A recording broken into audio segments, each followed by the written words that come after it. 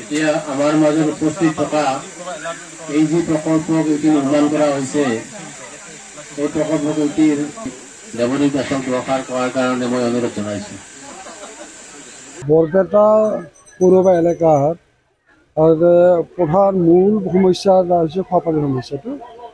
ইয়াত আচলতে যিটো গম পাইছোঁ মই জানামতে ইয়াত আৰ্ছেনিক বা আইৰণযুক্ত পানী ইয়াত পায়।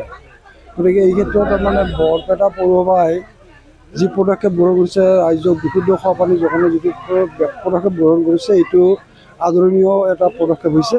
মই তেওঁলোকক ধন্যবাদ জনাইছোঁ পৌৰসভা কৰ্তৃপক্ষক।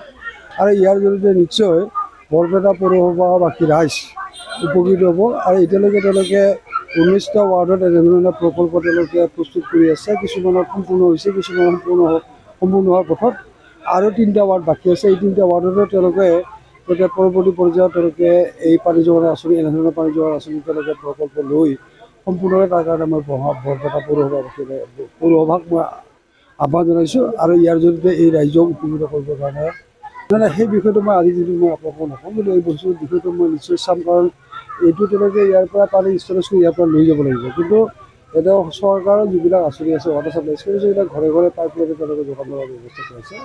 এতিয়া ইয়াৰ আঁচনিটো কি অৱস্থাত আছে এই কথাটো মই আজিৰ দিনটোত মোৰ তাৰমানে জ্ঞাত নহয়। গতিকে এই বিষয়ে নিশ্চয় চাম আৰু চাই এই কথাটো তাৰমানে বিভাগীয় কৰ্তৃপক্ষৰ লগত যোগাযোগ কৰি সেই তাৰমানে অনিৰ্মিত হৈ থকা পানী যোগান আঁচনি সম্পূৰ্ণ কৰিব পাৰে। তাৰ কাৰণে আমি প্ৰয়োজনীয় যিখিনি ব্যৱস্থা গ্ৰহণ কৰিবলৈ জৰুৰী হেঁচা প্ৰয়োগ কৰিলে এই হেঁচাখিনি এটা পৌৰসভাৰ যিহেতু মই এগৰাকী সাংসদ, সেই সূত্ৰে মই এগৰাকী প্ৰধান সদস্য পৌৰসভাৰ। গতিকে বৰপেটা পৌৰসভাবাসী ৰাইজৰ প্ৰতি দায়িত্ব, যিহেতু সভাপতি, উপসভাপতি বা ৱাৰ্ড কমিশ্যনাৰসকলৰ যি দায়িত্ব সমপৰিমাণে মোৰো দায়িত্ব আছে। গতিকে ডেফিনেটলি মই বৰপেটাবাসী ৰাইজৰ সমস্যাসমূহ যিমান পাৰোঁ মই সমস্যা সমাধান কৰাৰ কাৰণে চেষ্টা কৰিম আৰু মোৰ চেষ্টা অব্যাহত থাকিব।